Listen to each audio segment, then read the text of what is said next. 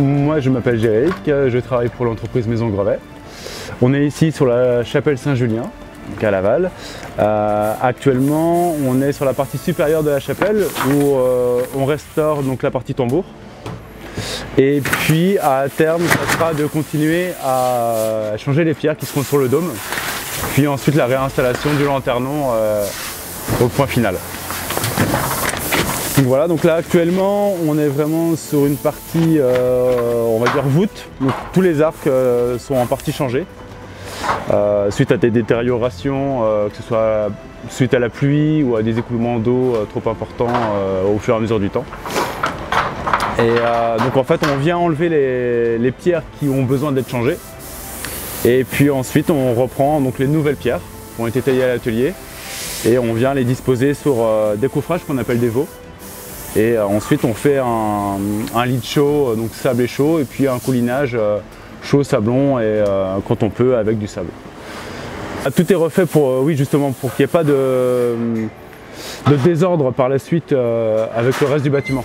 Donc le bâtiment a été posé donc, sur chaud et sable, donc on respecte ce principe-là où ça donne justement une souplesse entre les pierres elles-mêmes. Alors l'inauguration a été faite en 1902.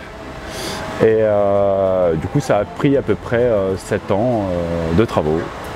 Mais je sais que sur la partie tambour, il y avait pas mal de fissures. Il y en a certaines qu'on aurait pu voir. En fait des pierres ont été changées sur les chaînages, donc ici et là-bas. Et c'était les pierres en fait qui avaient le plus de fissures. Alors parfois c'était soit un manque de matière pour la pierre, donc une fragilité qui était accrue, ou vraiment un désordre, on va dire, technique par rapport à la base de la chapelle en elle-même.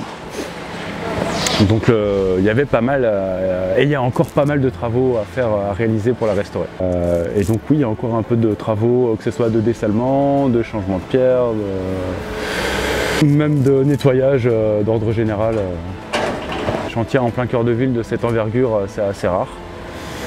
Et c'est souvent des châteaux qui sont un peu, on va dire, en campagne.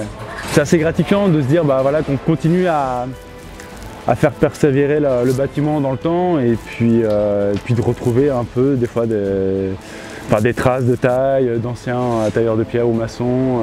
Et puis de voir des fois des moments des techniques qui changent. Et on se dit tiens oui c'est vrai que c'était intelligent de faire ça et on pourrait le refaire à la même époque.